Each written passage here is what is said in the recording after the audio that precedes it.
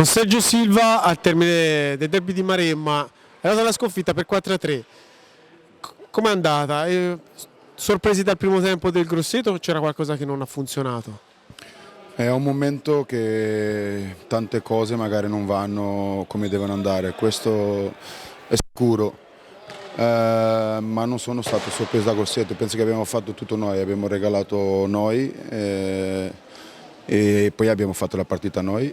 Il Grosseto ha avuto il merito di giocare con le sue armi e di approfittare i nostri errori.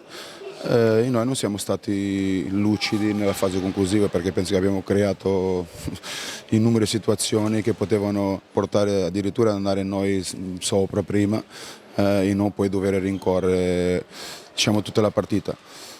È dura spiegare una sconfitta del genere, mi dicono tutti è vero, bisogna mettersi lì, capire come mai e continuare a lavorare.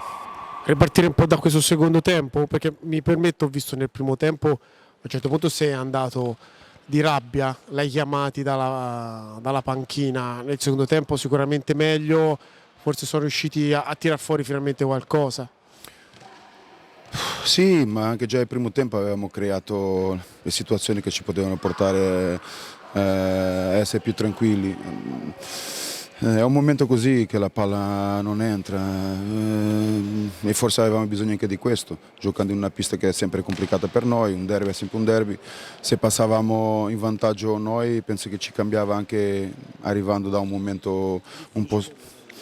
Poi abbiamo messo a volte sbagliando solo quel cuore, tante altre volte anche con la testa, non è bastato perché il Grosseto ha fatto un gol in più di noi.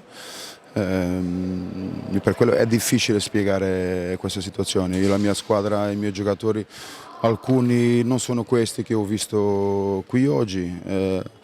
Bisogna che dentro il nostro spogliatoio che ci guardiamo negli occhi e che diciamo come mai, che succede per poter rialzarsi perché è veramente un momento che non è semplice.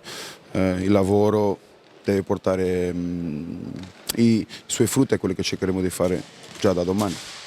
Allora, ringraziamo Sergio Silva, in bocca al lupo per il continuo della stagione. Grazie, grazie.